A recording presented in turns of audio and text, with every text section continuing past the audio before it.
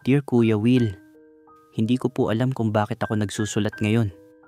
Siguro dahil pagod na akong kausapin ang sarili ko. Baka kasi kahit dito man lang may makinig, may makaintindi. Ako nga pala si Mark. I am 24 years old. Nagsimula ang lahat sa isang simpleng react sa post niya sa isang P-pop fan group sa Facebook. Hindi ko in-expect na yung heart react ko sa meme niya tungkol sa SB19 magiging simula ng kung anong akala ko noon. Ay, totoo. Nag-comment siya, nag-comment ako. Hanggang sa napunta kami sa DM. Sa umpisa, mga pabirong asaran lang. Atin ka ba talaga o casual lang? Kontra sa stand harder bestie. Hanggang sa isang gabi, napunta kami sa seryosong usapan tungkol sa mga kanta na nagpapaiyak sa amin. Mga biases naming parang comfort zones. Doon ko siya unang nakilala. Yung soft side niya na hindi niya pinapakita sa public posts. Mula noon, gabi-gabi na kami magka-chat. Hindi na natapos sa kumain ka na. May mga good night love na rin. Kahit hindi namin pinag-uusapan, ramdam ko may namamagitan na. O baka ako lang yun, Kuya Will.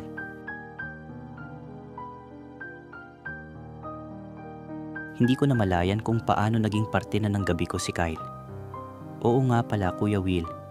Yun ang pangalan niya, Kyle. Minsan iniisip ko, bakit ganun? Sa isang chat lang, isang emoji. Parang ang dali kong nahulog. Mabilis ang lahat. Gabi-gabi, hindi pwedeng hindi kami mag-usap. Kahit pagod na ako sa work, hihintayin ko pa rin yung online na status niya. Kahit antok na ako, magre-reply pa rin ako kasi ayokong mabitin ng kwentuhan namin. Hindi siya yung typical na sweet. Sa halip, palaging patawa. May pa-pick up lines, may corny jokes, may biglang pa-sticker sa messenger na sobrang walang sense. Pero kahit ganun, napapangiti pa rin ako. Hoy Mark, kung bias kita, ikaw yung ultimate bias ko. Charot lang, unless minsan sa gitna ng kulitan namin, may mga banat siyang parang biro. Pero ramdam ko, may kurot sa puso ko, yung tipong baka naman. At syempre, tanga ko Kuya Will, umasa ako. Hinayaan ko yung sarili kong mag-imagine na baka hindi lang ako ang nakakaramdam nito. Kasi paano mo nga ba iiwasan umasa, Kuya Will, kung gabi-gabi kang pinaparamdam na special ka? Hindi ko alam kung kailan nagsimula na. Hindi lang siya yung nagpapasaya sa akin. Siya na rin yung iniisip ko bago matulog.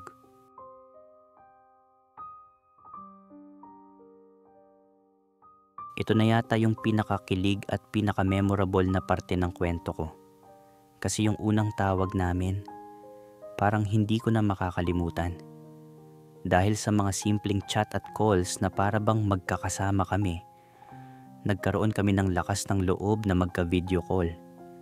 Sabi ko, sige na Kyle, hindi ko na kayang magpanggap na hindi kita gusto.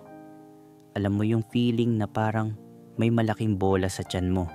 Parang matagal nang hindi na ipaliwanag na emotions, pero sabay mong sabihing hi sa screen ng phone mo. Nung una, tawa lang kami. Nag-joke pa siya na, naka-zoom in ba?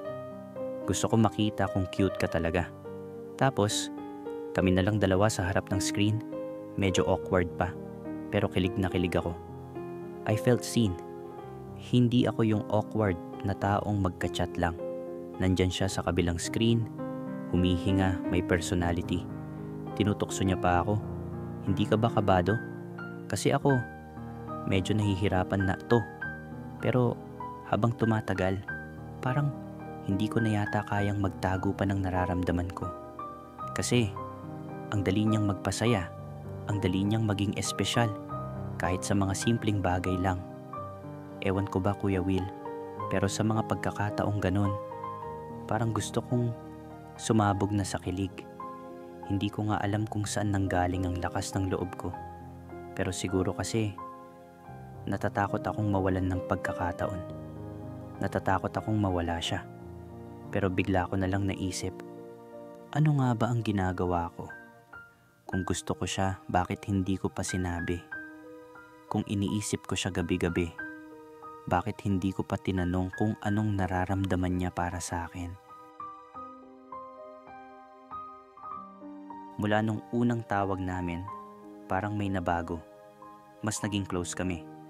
Parang hindi na lang basta-basta kilig. May comfort na, may routine, may ako at ikaw kahit hindi malinaw kung may tayo.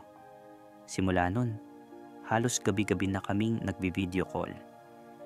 May mga gabi pa na sabay kaming kumakain, parang long distance dinner date. Minsan, sabay naming pinapakinggan yung bagong kanta ng Kaya o BGYO habang nagpapahinga. Tapos isang araw, out of nowhere, sabi niya, "Uy, may plano pala akong umuwi dyan sa Manila next month. Baka pwede tayong magkita." Parang huminto ang mundo ko, Kuya Will. Hindi ko alam kung matatawa ako, kikiligin o iiyak. Sabi ko lang, "Seryoso ka?" Sabi niya, "Oo, kasi parang gusto na kitang makita sa personal. Matagal na rin tayong ganito, di ba?" Doon ako mas lalong nalito. Kasi hindi naman niya sinasabi na kami. Wala siyang sinasabi kung may gusto ba talaga siya sa akin. Pero may mga ganitong linya siyang binibitawan na parang ako lang ang may karapatan makarinig. Umasa ako, Kuya Will. Akala ko ito na yung pagkakataon. Akala ko kapag nagkita kami, doon ko maririnig sa wakas na gusto rin kita. Sinimulan naming pag-usapan ang plano. Saan kami kakain? Kung saan siya magstay? Anong araw okay sa aming dalawa? Excited ako, sobra. Pero doon na rin pala magsisimula yung dahan-dahang paglayo. Yung unti-unting hindi ko na maintindihan. Yung next month na akala ko ay susunod na chapter, unti-unti palang magiging ending. Minsan pala, hindi mo mararamdaman agad yung dulo. Dumarating siya sa anyo ng mga maliliit na pagbabago. Mga hindi agad mapapansin kung masyado kang masaya. Isang araw, napansin ko na lang na hindi na siya ganun kadalas mag-chat. Kung dati, nauuna pa siya mag-good morning. Ngayon, parang laging may dahilan kung bakit late ang reply. "Sorry, nabisi lang. May inaasikaso lang sa bahay. Pagod ako eh. Bukas na lang tayo mag-usap, ha?" At syempre ako ito, Kuya Will, yung taong laging nauunawa kahit hindi na niya hinihingi. Inisip ko, baka nga pagod lang siya, baka stressed. Pero habang tumatagal, mas lumalalim ang tanong sa isip ko. Ginusto pa ba niyan tong connection naming dalawa? Dati, isang mention ko lang ng SB19, andyan na siya, excited makipagkulitan. Ngayon, kahit buong kanta ng Pablo i-message ko sa kanya, scene na lang ang kapalit. Ang masakit, hindi siya nawala bigla, hindi siya nagpaalam, hindi rin siya nagsinungaling, tahimik lang siyang lumayo. At ako, naiwan akong bit-bit ang lahat ng mga baka ako ang may mali, baka hindi ko siya napasaya, baka hindi talaga ako sapat.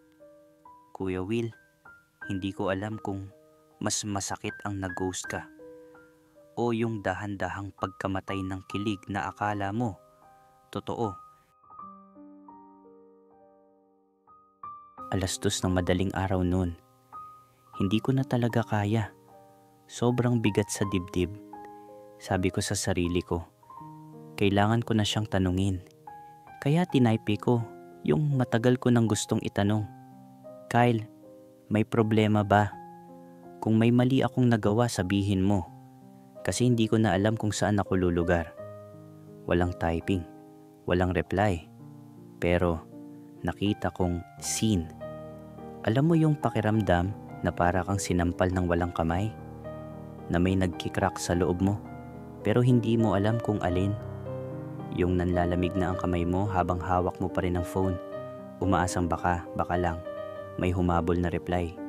Pero wala. Kinabukasan, wala pa rin.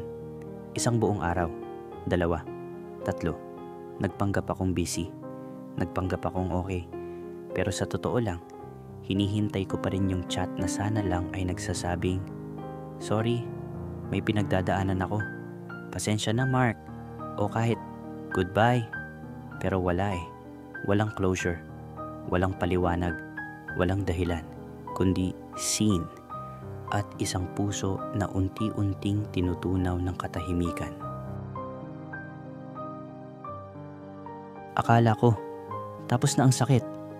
Akala ko, kaya ko nang tanggapin na baka hindi talaga ako pinili. Baka hindi talaga ako sapat.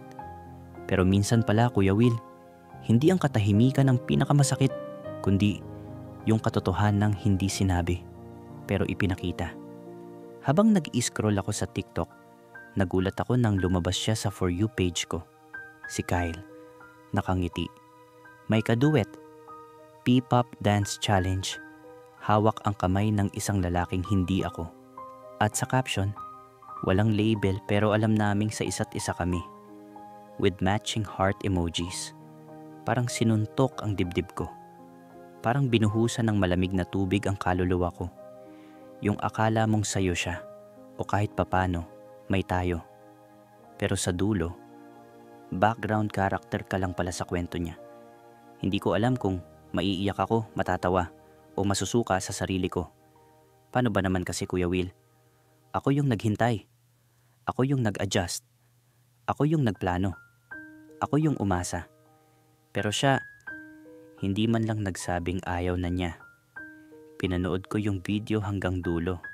At sa huling frame, bago mag-end, nakita kong ginamit niya yung sticker na madalas niyang ginagamit sa akin dati. Yung corny na emoji na may pa-wink at pa-finger heart. Doon ako tuluyang bumulwak, hindi na iyak na tahimik. Yung iyak na may halong galit, sakit at kahihiyan. Kuya Will, minsan pala, hindi lang puso ang nababasag. Wala na akong natanggap na sagot mula kay Kyle. Wala na ring paliwanag. Hanggang ngayon, sin pa rin yung huli kong message sa kanya. At alam mo, Kuya Will, hindi ko na siya muling kinulit. Hindi ko na siya tinag, minessage o hinabol. Dumating din sa punto na in-unfollow ko na siya. Hindi out of bitterness, ha? Kundi kasi napagod na rin akong makita siya habang ako, sinusubukang limutin kung paano ako iniwan nang walang salitang iniwan na nga pala talaga ako. Hindi ko rin alam kung may bago na siya o kung ano na ang nangyari sa kanila nung ka-TikTok niya. Pero ang alam ko, bumalik na ulit yung normal sa buhay ko. Hindi na ako naghihintay ng reply. Hindi na ako gumagawa ng reason para lang siya pansinin ako. Siguro nga, may mga dumadaan lang para kiligin ka. Kilitiin ang puso mo. Tapos iiwan ka sa ere. Walang paalam, walang paliwanag. Masakit? Oo. Pero tapos na. Ayun na yun. Sana sa susunod, yung kilig, hindi lang sa simula. Sana yung susunod, hindi na ako lang ang nag-aalala, nag-e-effort, at umaasa.